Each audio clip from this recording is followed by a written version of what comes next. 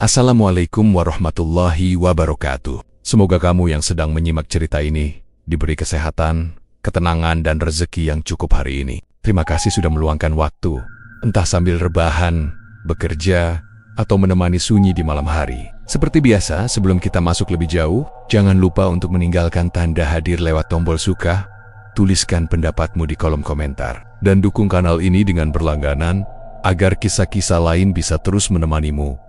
Cerita yang akan kita dengarkan kali ini berangkat dari hal yang sangat dekat dengan keseharian. Semangkuk bubur ayam hangat di pagi hari, makanan sederhana yang biasa menemani ibu-ibu usai belanja, pekerja yang terburu waktu, dan anak-anak yang masih mengantuk. Tak ada yang aneh pada awalnya, bahkan aromanya justru terasa akrab. Kunyit, bawang goreng, dan uap tipis yang naik pelan dari panci besar. Namun, seperti banyak kisah lain di sekitar kita, terkadang sesuatu yang tampak biasa menyimpan cerita yang tak pernah benar-benar dibicarakan. Kisah ini tidak dimulai dengan teriakan, darah, atau bayangan menyeramkan. Ia dimulai dengan kebutuhan, dengan harapan kecil seorang ibu, dan dengan doa-doa yang pelen-pelen kehilangan arah. Mari kita mulai ceritanya. Pagi di kompleks kontrakan itu selalu dimulai dengan suara yang sama. Derit pagar besi dibuka setengah malas. Langkah kaki yang terburu, dan denting timbangan dari arah pasar tradisional yang jaraknya tak sampai 200 meter. Udara masih dingin, tapi bau sayur segar bercampur anyir ikan sudah terlanjur menempel di hidung. Ibu-ibu berlalu lalang dengan keranjang plastik, sebagian masih memakai daster, sebagian lain sudah rapi seperti hendak kondangan kecil-kecilan. Di sela keramaian itulah, Bu Sari mendorong gerobak bubur ayamnya. Roda gerobak itu berdecit pelan. Suaranya nyaris tenggelam oleh riuh Tower Manowar dari pasar. Wajah Bu Sari terlihat lelah. Garis-garis tipis di sekitar matanya tak bisa disembunyikan. Tapi senyumnya selalu ada. Senyum yang seolah sudah menjadi bagian dari kebiasaannya. Bukan karena bahagia, tapi karena harus. Ia memilih berhenti di ujung gang kontrakan. Tepat di dekat tikungan sempit yang sering dilewati motor. Baru saja ia membuka tutup panci. Suara sapa-sapaan warga terdengar bersahutan. Bu Sari? Pagi-pagi sudah buka lagi? Iya Bu, siapa tahu ada yang belum sarapan. Tak lama kemudian, teguran pun datang. Seperti biasa, Bu, jangan di sini dong. Gang jadi sempit. Bu Sari hanya mengangguk, meminta maaf, lalu menggeser gerobaknya sedikit ke samping. Meski ia tahu, dimanapun ia berhenti, pasti tetap dianggap mengganggu. Bubur di panci masih penuh. Uap hangat mengepul perlahan, membawa aroma kaldu ayam yang sederhana. Tak ada yang istimewa dari tampilannya. Bubur putih, suiran ayam, kacang kedelai goreng, dan kuah kuning pucat yang ia siramkan dengan sendok besar. Semua dibuat seperti hari-hari sebelumnya. Di samping gerobak, seorang anak laki-laki berdiri tenang. Usianya sekitar 8 tahun. Tubuhnya kurus, kaosnya sedikit kebesaran. Ia membantu tanpa banyak bicara. Mengambilkan mangkuk, menyusun sendok, atau sekadar memegang plastik. Tatapannya sering kosong, tapi bukan karena melamun. Lebih seperti anak yang sudah terbiasa mengamati daripada berbicara. Itu anaknya Bu Sari ya? Kok pendiam banget? Bisik seorang ibu ke temannya. Ya, dari dulu begitu, Jerang Main. Bu Sari mendengar, tapi pura-pura tak tahu. Ia hanya menepuk bahu anaknya pelan. Anak itu menoleh sebentar, lalu kembali menunduk. Pembeli datang 1-2. Kebanyakan langganan yang kebetulan lewat. Ada yang makan cepat, ada yang hanya membeli dibungkus. Setelah itu, gerobak kembali sepi. Matahari mulai naik, bayangan atap kontrakan memendek, dan suara pasar perlahan menjauh.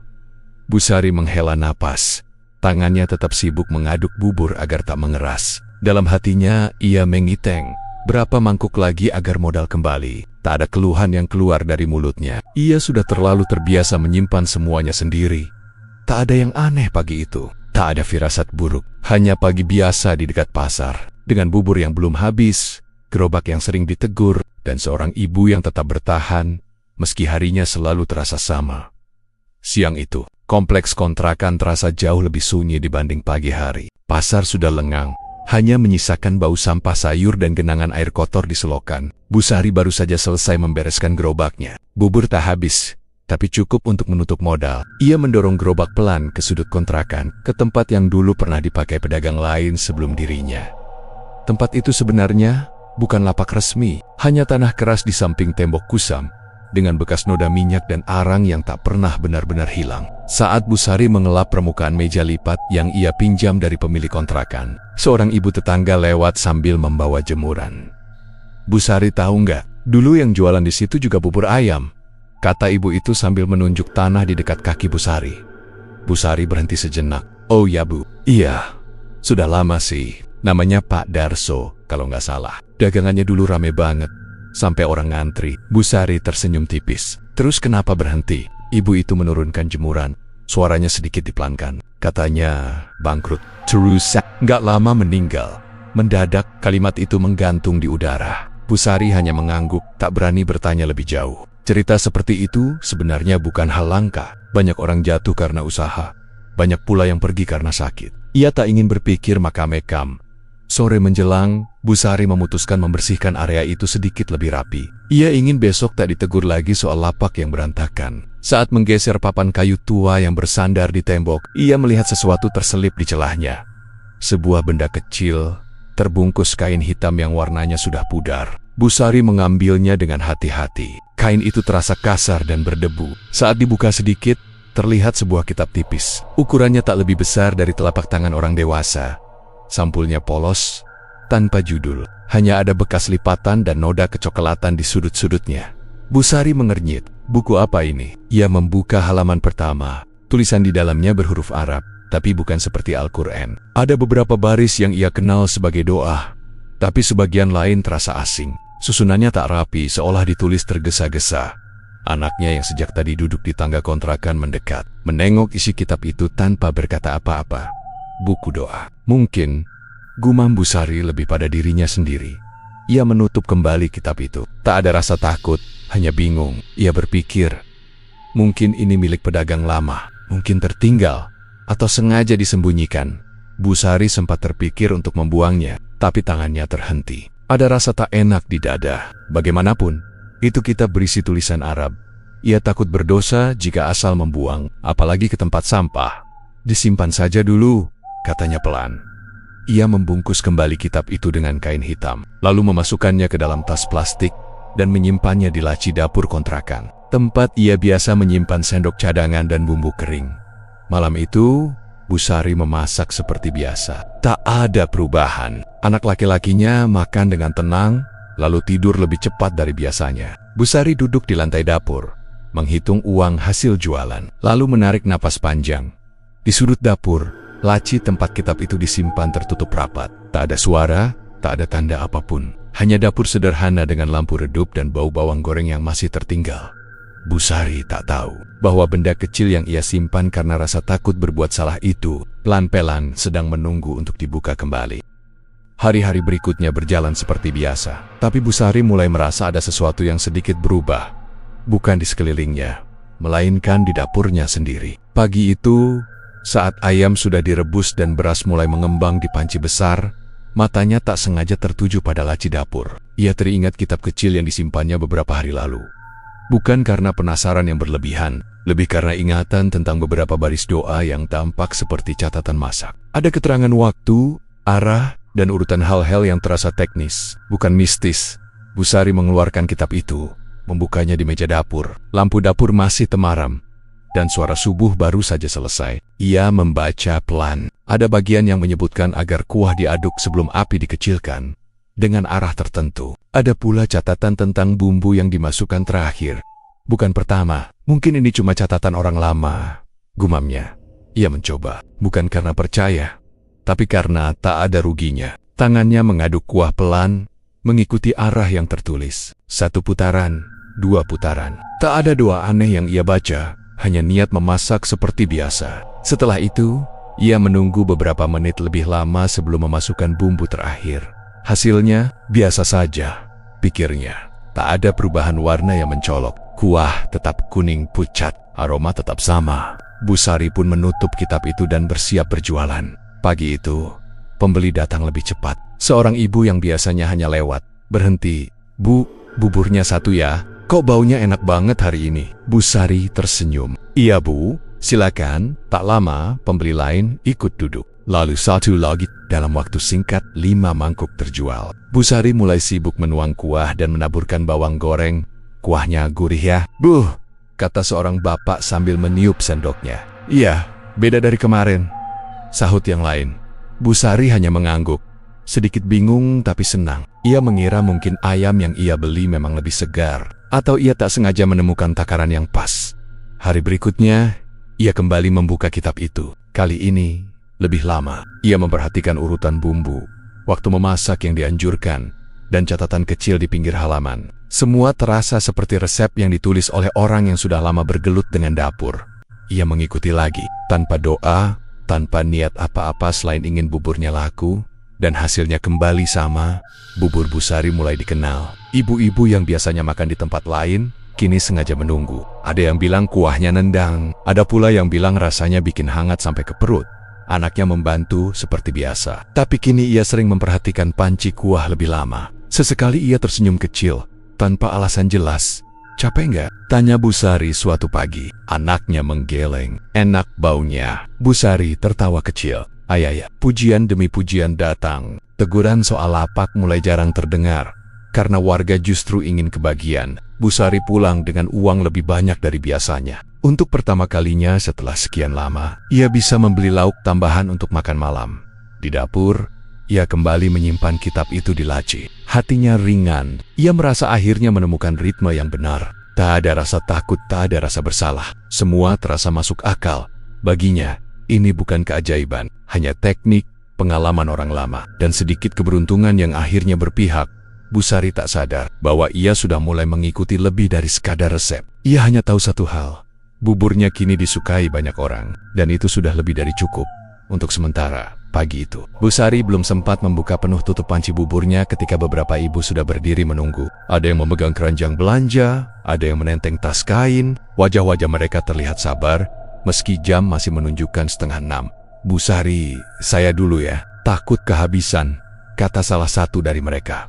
Busari tersenyum kikuk. "Iya bu, pelan-pelan saja." Antrean kecil terbentuk. Sesuatu yang belum pernah ia alami sejak mulai berjualan di situ. Tangannya bergerak cepat, menuang bubur menirum cua, menaburkan bawang goreng. Panci yang biasanya masih penuh sampai siang, kini mulai terlihat dasarnya. Heran. "Yah," bisik seorang ibu ke temannya. Tak terlalu pelan. Padahal buburnya biasa, tapi kok nagih. Busari mendengar. Ia pura-pura sibuk. Dalam dadanya ada rasa senang bercampur bingung. Ia tak merasa mengubah banyak hal. Hanya mengikuti urutan memasak yang sedikit berbeda. Itu saja. Namun, siang harinya, seorang pembeli datang kembali dengan wajah agak kesal. "Bu, buburnya pagi tadi kok cepat basi ya?" "Basi." Busari terkejut. "Ya, baru juga jam 9. Sudah bau." Busari meminta maaf, mengganti dengan yang baru. Ia mengira mungkin karena cuaca panas. Hal seperti itu bisa terjadi. Hari berikutnya, kejadian serupa terulang. Bubur yang dimakan di tempat habis tanpa sisa, tapi yang dibungkus dan dibawa pulang cepat berubah. Ada yang mengeluh rasanya aneh. Ada yang bilang baunya tak sedap. Busari mulai gelisah, tapi setiap pagi, antrean tetap ada, bahkan bertambah. Di dapur kontrakan, anaknya kini sering berdiri terlalu lama di depan panci kuah. Tatapannya kosong, sendok di tangannya diam tak bergerak.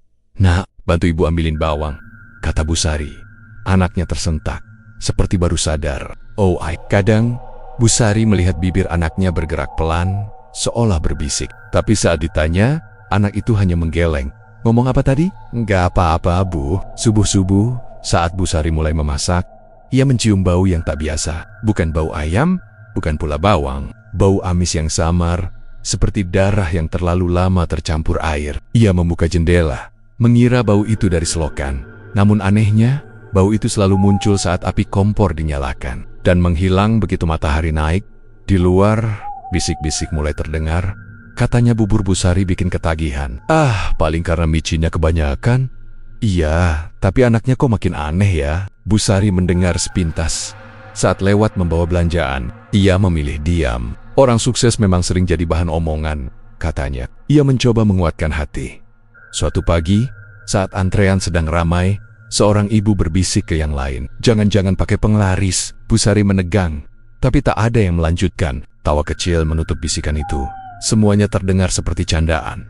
Ia pulang dengan uang yang cukup banyak hari itu. Di dapur, ia duduk sambil menghitung hasil jualan. Anaknya duduk di lantai, menatap ke arah laci tempat kitab disimpan. "Ibu," katanya tiba-tiba. "Iya, besok masaknya jangan lupa yang itu lagi." Busari menoleh. "Yang mana?" Anaknya tak menjawab. Ia hanya tersenyum kecil. Malam itu, Bu Sari sulit tidur. Bukan karena takut, tapi karena pikirannya penuh. Dagangan laris, tapi ada hal-hal kecil yang tak bisa ia jelaskan. Ia memilih mengabaikannya. Baginya, semua ini masih masuk akal. Hanya pagi yang terlalu ramai, hanya bubur yang terlalu disukai, dan bisik-bisik warga yang belum tentu benar. Pagi itu, Bu Sari bangun dengan perasaan yang entah kenapa terasa lebih berat dari biasanya. Hujan turun tipis sejak dini hari, membuat udara dingin menusuk sampai ke tulang. Ia menyiapkan bahan bubur dengan gerakan pelan, hampir tanpa suara. Saat mengambil sendok dari laci dapur, tangannya tak sengaja menyentuh kain hitam yang membungkus kitab kecil itu. Ia terdiam sejenak. Sudah beberapa hari, Bu Sari tak benar-benar membuka kitab tersebut. Ia hanya mengikuti ingatan, arah adukan, urutan bumbu, waktu memasak. Tapi peji itu, entah kenapa, ia merasa perlu membacanya kembali.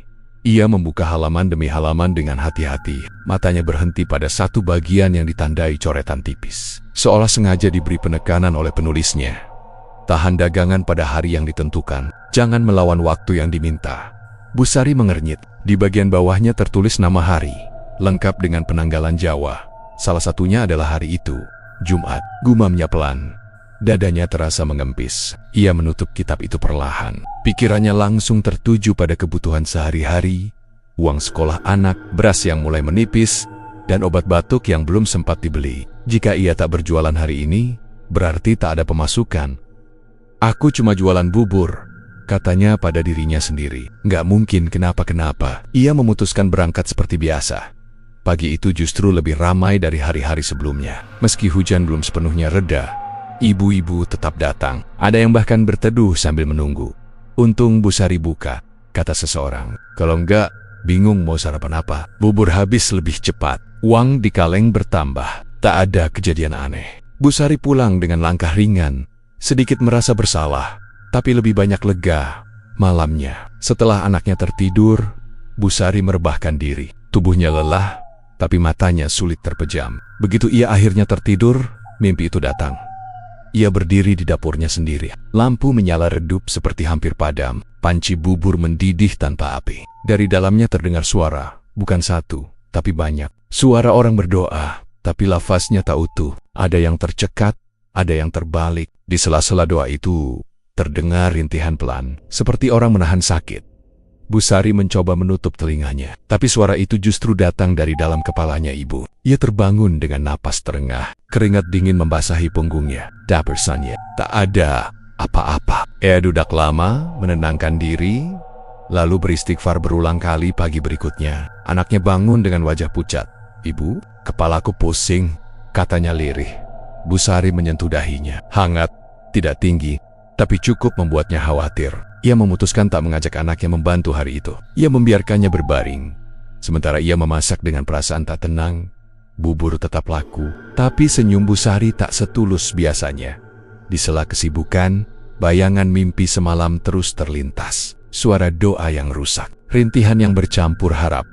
Saat pulang, ia membuka kembali kitab kecil itu. Kali ini dengan tangan gemetar. Matanya kembali pada larangan itu.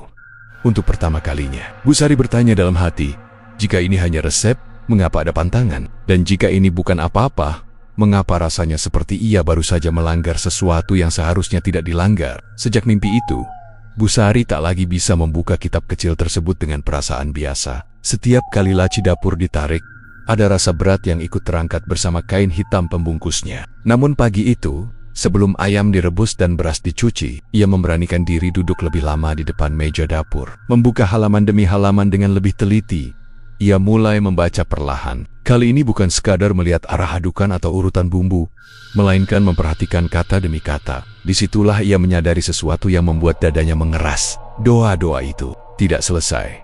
Ada kalimat yang terpotong di tengah, ada ayat yang berhenti sebelum maknanya utuh. Beberapa bagian terasa dipelintir, seolah sengaja diarahkan ke maksud lain. Ada kata yang seharusnya mengarah pada permohonan, tapi diubah menjadi penyerahan. Ada lafaz yang seharusnya ditutup dengan pujian, tapi justru diakhiri dengan janji. Bu Sari menutup kitab itu cepat-cepat. Tangannya gemetar. Ini bukan doa, gumamnya pelan. Ini tawar-menawar. Ia memeluk lututnya menandok lama. Di kepalanya Angka-angka kebutuhan hidup berputar bersamaan dengan rasa bersalah yang mulai tumbuh.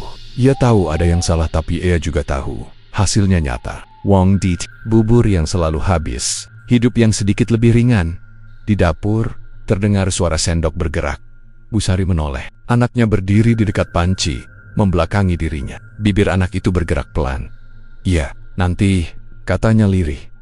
Busari berdiri cepat. "Kamu ngomong sama siapa?" Anaknya menoleh perlahan. Wajahnya tenang, terlalu tenang untuk anak seusianya. "Sama yang nunggu." "Nunggu siapa?" Suara Busari meninggi tanpa sadar. Anaknya mengangkat bahu. "Yang suka bau itu." Busari merinding. Ia mencium udara dapur. Bau amis itu ada, tipis, hampir tak terasa, tapi nyata. Hari-hari berikutnya, pergulatan itu makin berat. Setiap pagi, Busari ingin berhenti mengikuti kitab itu. Tapi setiap kali ia mencoba memasak seperti dulu, rasanya hambar. Bubur tetap laku, tapi tak seramai biasanya. Tatapan pembeli terasa berbeda, seperti kecewa, dan setiap kali ia kembali mengikuti petunjuk kitab itu, semuanya kembali normal. Terlalu normal. Anaknya makin sering bicara sendiri, kadang di dapur, kadang di kamar. Nada bicaranya seperti sedang menjawab pertanyaan. "Belum sekarang, Ibu capek.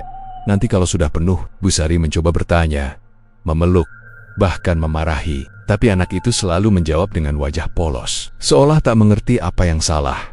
Malam hari, Busari berdoa lebih lama dari biasanya. Doa yang yuta, yang ia hafal sejak kecil. Tapi setiap selesai, ia selalu merasa ada yang mengawasi dari arah dapur. Kitab itu kini tak lagi terasa seperti benda mati. Ia seperti menunggu, menuntut, dan Busari tahu, ia sedang berdiri di antara dua pilihan yang sama-sama menyakitkan, berhenti dan kehilangan segalanya, atau melanjutkan dan membayar dengan sesuatu yang belum sepenuhnya ia pahami. Dan yang paling menakutkan, anaknya seolah sudah lebih dulu memahami daripada dirinya.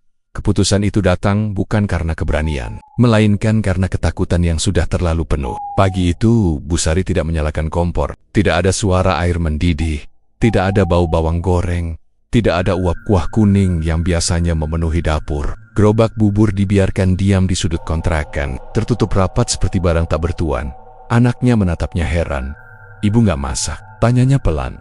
Busari menggeleng. "Kita istirahat dulu." Ia mengambil kain hitam dari laci dapur. Kitab kecil itu masih di dalamnya, terasa lebih berat dari sebelumnya. Busari membungkusnya rapat, lalu keluar menuju belakang kontrakan, ke tanah kosong dekat pohon pisang yang jarang dilewati orang. Tangannya gemetar saat menggali tanah dengan sekop kecil. Ia tak membaca apapun. "Tak edado," hanya satu kalimat lirih yang keluar dari bibirnya. "Maaf, saya berhenti." Kitab itu dikubur. Tanah diratakan kembali. Tak ada angin, tak ada suara. Semuanya sunyi, terlalu sunyi. Hari pertama tanpa berjualan terasa aneh. Busari duduk di rumah, menunggu sesuatu yang tak ia tahu. Tak ada pembeli, tak ada teguran warga, tak ada bisik-bisik. Uang di dompetnya tak bertambah, malah berkurang. Hari kedua, ia mencoba memasak sedikit bubur tanpa mengikuti apapun dari kitab itu. Sekadar untuk dimakan sendiri. Rasanya hambar, biasa. Anak itu memakannya tanpa komentar. Hari ketiga, uang mulai menipis. Beras tinggal sedikit. Busari mulai gelisah. Hari keempat, anaknya jatuh sakit. Awalnya hanya demam. Busari menyelimuti, mengompres, berharap panasnya turun. Tapi malam datang, dan panas itu justru naik. Nafas anaknya berat, matanya setengah terpejam. Saat Busari menyentuh keningnya, tubuh kecil itu terasa jauh lebih panas dari seharusnya. "Ibu," bisiknya, lemah. Mereka nanya apa? Suara Busari bergetar. "Kenapa berhenti?" Busari menangis malam itu. Ia memeluk anaknya erat-erat, berdoa dengan suara pecah, memohon agar ini hanya kebetulan. Tapi keesokan harinya, kondisinya tak membaik, justru makin parah. Anak itu tak mau makan, tak mau minum. Matanya terbuka, tapi seperti tak benar-benar melihat.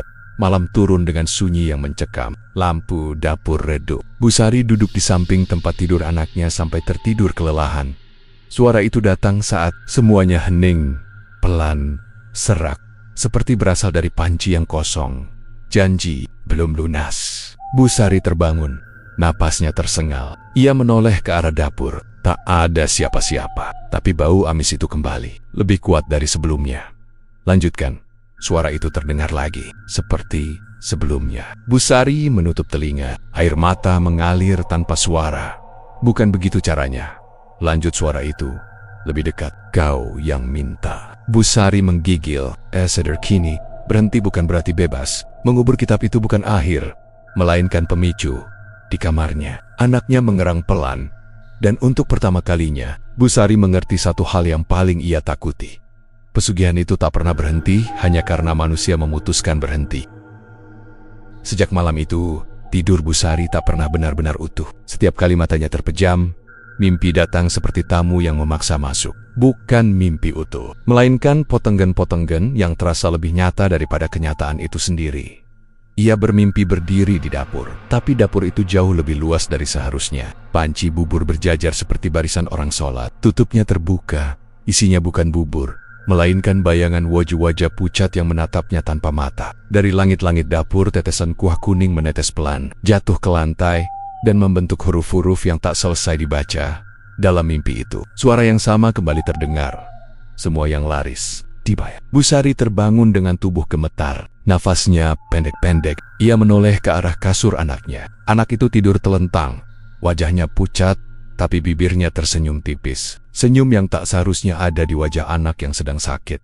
Hari-hari berikutnya, tubuh anaknya semakin melemah. Ia jarang membuka mata. Jika terbangun, tatapannya kosong, seolah melihat sesuatu di belakang Bu Sari. Tapi anehnya, ia jarang mengeluh. Tak ada tangis, tak ada rengekan. "Ibu jangan sedih," katanya suatu siang, dengan suara yang hampir tak terdengar. "Tinggal nunggu apa?" Tanya Bu Sari, suaranya patah. Anak itu tak menjawab. Senyum kosong itu kembali muncul. Bu Sari mulai memahami, perlahan, dengan rasa takut yang menekan dada. Semua yang ia dapatkan selama ini, antrean panjang, uang yang cukup, hari-hari yang terasa ringan, bukan hadiah, itu adalah hutang. Dan hutang itu tak pernah diminta lunas di awal. Pembayaran kecil sudah terjadi.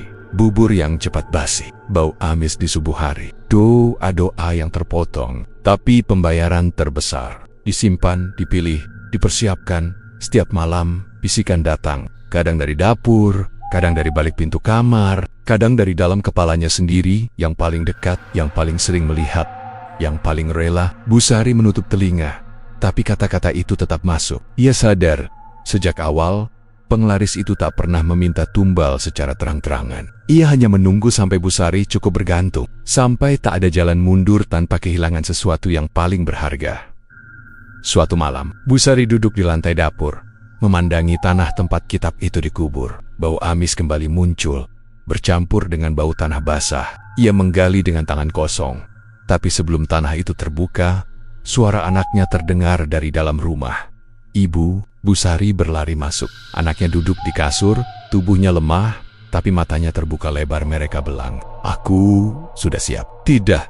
Bu Sari menangis. "Kamu cuma sakit. Ibu cari obat." "Ibu cari bantuan." Anak itu tersenyum lagi. Senyum kosong, tanpa rasa. "Ibu kan yang mulai." Kalimat itu menghantam Bu Sari lebih keras dari tamparan. Ia terjatuh di lantai, menyadari kenyataan yang paling kejam. Penglaris itu tidak mengambil secara paksa. Ia menunggu sampai manusia menyerahkan sendiri, melalui keputusasaan, melalui pilihan-pilihan kecil yang tampak sepele. Dan kini, anaknya bukan lagi sekadar sakit. Ia sedang dipersiapkan sebagai pembayaran terakhir. Bu Sari tak bisa lagi duduk diam menunggu. Setiap napas anaknya yang terdengar berat seperti mengingatkannya bahwa waktu sedang berjalan, dan ia tak tahu sampai kapan tubuh kecil itu bisa bertahan. Pagi-pagi sekali, setelah memastikan anaknya tertidur, Bu Sari keluar dari kontrakan dengan langkah tergesa, membawa satu tujuan, mencari siapapun yang bisa membantu. Orang pertama yang ia datangi adalah seorang ustadz yang biasa memimpin pengajian di musala dekat pasar. Dengan suara gemetar, Bu Sari menceritakan semuanya. Kitab kecil, doa yang terpotong, dagangan yang laris, dan anaknya yang kini terbaring sakit. Ustadz itu mendengarkan dengan wajah serius. Setelah lama terdiam, ia menghela napas berat. "Itu bukan penglaris biasa," katanya pelan. "Doanya rusak, niatnya menyimpang." Yang seperti itu biasanya tidak berhenti hanya dengan taubat. "Terus, anak saya, Pak?" tanya Bu Sari hampir berbisik. Ustadz itu menunduk. "Ada yang harus dibayar. Saya tidak bisa bohong." Jawaban itu membuat dada Bu Sari sesak. Ia tak menyerah. Siang harinya ia menemui seorang dukun tua di pinggiran kampung. Seseorang yang namanya sering dibisikkan orang-orang jika urusan sudah tak masuk akal. Rumah dukun itu bau kemenyan dan daun kering. Setelah mendengar cerita Busari, dukun itu tertawa kecil, tanpa senyum. "Kau main setengah-setengah," katanya. "Ambil hasilnya, tapi lupa tanya harganya. Apa bisa dibatalkan?" Busari memohon, dukun itu menggeleng. "Bisa dialihkan, tapi bukan dihapus." "Kepada siapa?" Dukun itu menatap Busari lama. "Kepada yang makan, kepada yang menikmati." Busari terdiam. Ingatannya melayang pada antrean panjang, wajah-wajah puas para pembeli. Ibu-ibu yang tersenyum setelah semangkuk bubur hangat. Orang pintar ketiga yang ia temui bahkan lebih tegas. Pesugihan yang pakai doa rusak itu licik. Katanya, ia tidak merampas. Kalau kau menolak bayar dengan yang sudah dipilih, ia akan menagih lewat jalur lain." Tanya Busari. "Kesialan, penyakit, kematian kecil-kecilan, pelan tapi menyebar." Busari pulang dengan tubuh lemas dan kepala penuh. Semua jawaban berbeda, tapi maknanya sama. Tidak ada jalan bersih, tidak ada cara keluar tanpa korban. Di rumah, anaknya terbangun sebentar. Matanya terbuka, tapi tatapannya kosong. "Ibu ketemu mereka?" tanyanya lirih. "Tidak," jawab Busari sambil menggenggam tangan anaknya. "Tangan itu dingin, terlalu dingin. Mereka nggak sabar," kata anak itu lagi. "Tapi mereka juga bilang, boleh diganti." "Diganti apa?" Suara Busari hampir tak keluar. Anak itu tersenyum tipis. Yang lain, malam itu Busari duduk sendirian di dapur, menatap panci bubur yang sudah lama tak dipakai. Tangannya gemetar membayangkan kembali berjualan, membayangkan orang-orang makan dengan lahap, tanpa tahu apa yang sedang mereka tanggung sedikit demi sedikit. Jika ia kembali berjualan, mungkin anaknya selamat, tapi artinya akan ada orang lain yang membayar, perlahan tanpa sadar. Jika ia menolak, anaknya yang akan diambil. Busari menutup wajahnya dengan kedua tangan. Tangisnya pecah tanpa suara. Untuk pertama kalinya, ia benar-benar paham betapa kejamnya pilihan yang diberikan pesugihan itu. Bukan memilih antara baik dan buruk, tapi memilih siapa yang harus dikorbankan. Pagi itu datang tanpa suara yang biasa. Tak ada langkah ibu-ibu menuju pasar. Tak ada tawa kecil. Tak ada denting timbangan. Gang kontrakan sunyi, seolah menahan napas. Langit pucat, dan udara terasa lebih dingin dari biasanya. Busari bangun sebelum azan subuh. Ia duduk lama di tepi kasur, menatap wajah anaknya yang tertidur. Nafasnya masih ada, tipis, tapi teratur. Senyum kosong itu tak lagi muncul. Wajah anak itu tampak seperti anak kecil biasa. Rapuh dan lelah, Busari berdiri, menuju dapur. Untuk pertama kalinya setelah lama berhenti, ia menyalakan kompor. Api biru menyala pelan, air dituangkan ke panci. Beras dimasukkan, tangannya bergerak perlahan. Seolah setiap gerakan adalah keputusan yang tak bisa ditarik kembali. Tak ada gerobak di luar, tak ada niat berjualan. Pagi itu bukan untuk pembeli. Saat ayam direbus, bau amis muncul lagi. Tapi Busari tak mundur. Ia membuka laci dapur, mengambil kain hitam yang sudah kotor tanah. Kitab kecil itu ada di dalamnya. Ia menggali kembali semalam. Dengan tangan gemetar dan hati yang hampir mati rasa, ia membuka halaman yang paling sering ia ikuti. Doa yang tak utuh itu kembali menatapnya. Kuah mulai mendidih. Uap naik perlahan, berwarna kekuningan, memantulkan cahaya lampu dapur yang redup. Busari mengambil sendok kayu, mengaduk kuah seperti yang tertulis, berlawanan arah jarum jam. Bibirnya bergerak. Kali ini, ia tak membaca seperti sebelumnya. Ia mencoba meluruskan doa itu, menyambung yang terpotong, mengembalikan makna yang pernah ia pelintir tanpa sadar. Suaranya gemetar, putus-putus, bercampur tangis yang tertahan. "Kalau ini salah, ambil aku," bisiknya. "Jangan, anakku." Uap kuah bergetar, bau amis bercampur harum bawang goreng. Dari sudut dapur, terdengar suara lirih, entah doa, entah rintihan. Busari tak menoleh. Ia terus mengaduk sampai lengannya pegal, sampai air matanya jatuh ke lantai. Ketika api dimatikan, dapur kembali sunyi. Busari berjalan ke kamar. Anaknya masih terbaring. Ia duduk di sampingnya, menggenggam tangan kecil itu erat-erat. Matahari mulai naik. Tak ada yang tahu apa yang terjadi setelah pagi itu. Tetangga hanya tahu Busari tak pernah berjualan lagi. Gerobak buburnya menghilang. Kontrakan itu kosong beberapa minggu kemudian. Ada yang bilang anak Busari sembuh. tapi mereka pindah diam-diam. Ada pula yang bilang Bu Sari pergi sendiri, meninggalkan segalanya. Yang pasti, sejak hari itu, tak pernah ada lagi bubur ayam dengan kuah kuning yang terlalu gurih di dekat pasar itu. Dan setiap Jumat pagi, gang tersebut selalu terasa lebih dingin dari tempat lain, seolah sesuatu pernah ditutup atau diputus dengan harga yang tak pernah dibicarakan. Cerita ini sepenuhnya fiktif dan dibuat untuk tujuan hiburan serta refleksi moral, tidak dimaksudkan untuk menyinggung pihak manapun, kepercayaan tertentu, atau mendorong praktik yang bertentangan dengan nilai agama dan kemanusiaan. Jika ada kemiripan nama, tempat, atau kejadian, itu semata kebetulan.